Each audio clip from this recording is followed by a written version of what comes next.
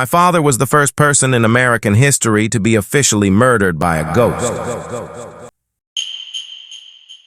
I heard the voice curse his name, and I saw the vial of poison it left behind.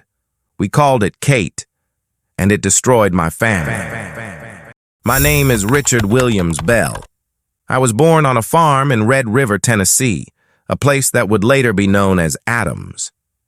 My father, John Bell, was a good, hard-working man, a church elder. Our family was peaceful. But in 1817, something came to our home. It started with my father seeing a strange animal in the cornfield, something with the body of a dog and the head of a rabbit. He shot at it, and it vanished. That night, the haunting began. It wasn't a spirit that appeared in full form. It was a presence. It began as sounds.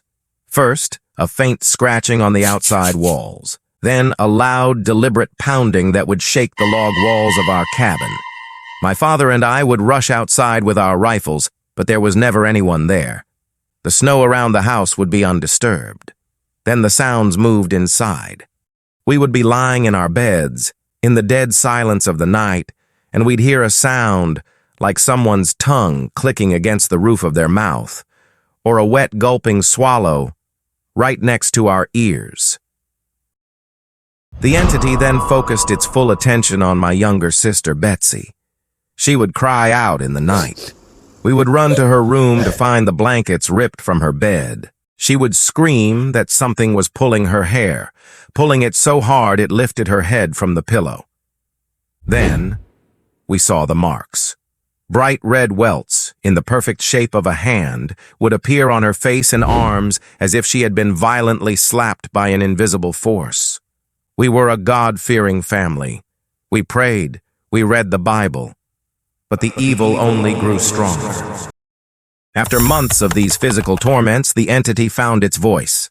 It started as a faint whisper, like an old woman singing hymns, but the voice was always just out of tune. Soon it was speaking clearly, its voice loud and harsh, seeming to echo from the rafters. It could change its voice at will. Sometimes it was a cackling old woman, sometimes a roaring man. It knew our names.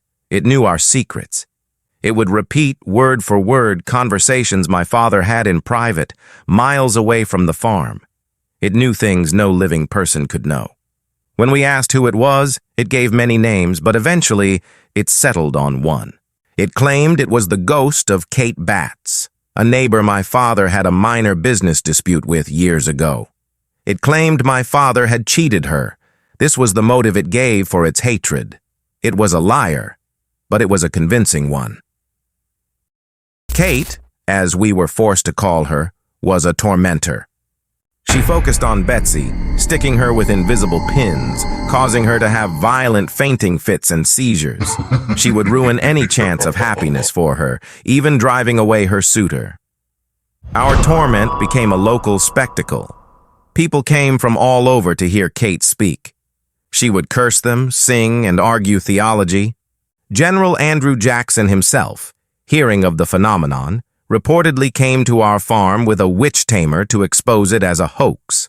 According to the story my brother John told, the wagon suddenly stopped on the road to our house and would not move, as if held by an invisible force. After the men struggled for an hour, Kate's voice roared from the woods. "All right, General, let the wagon move."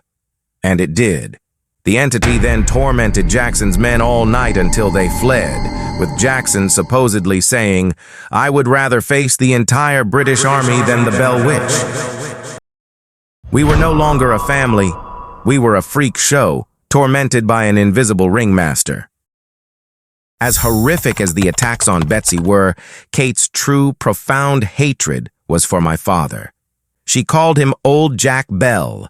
She would roar at him from the ceiling, "I am going to plague you, Old Jack Bell. I am going to haunt you and torment you as long as you live." His health began to fail. He wasn't just sick, he was being systematically dismantled. The entity would not let him rest.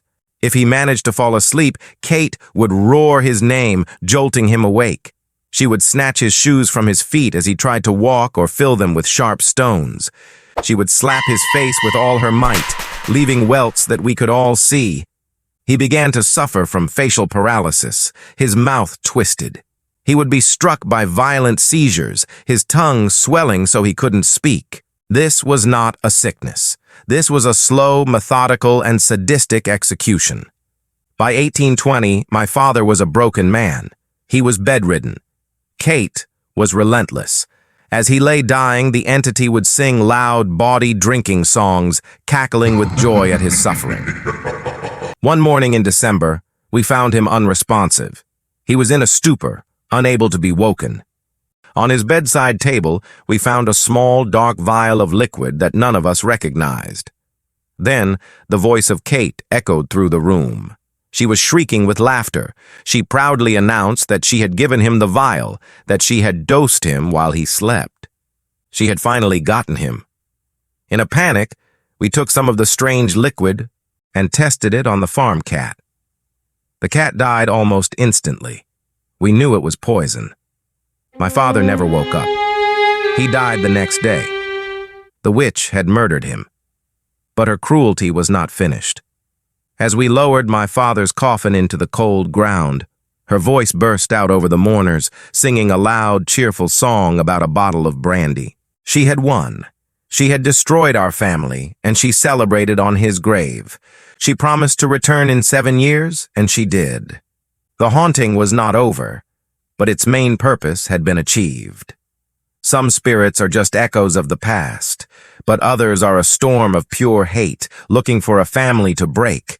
And once they choose you, there is no escape.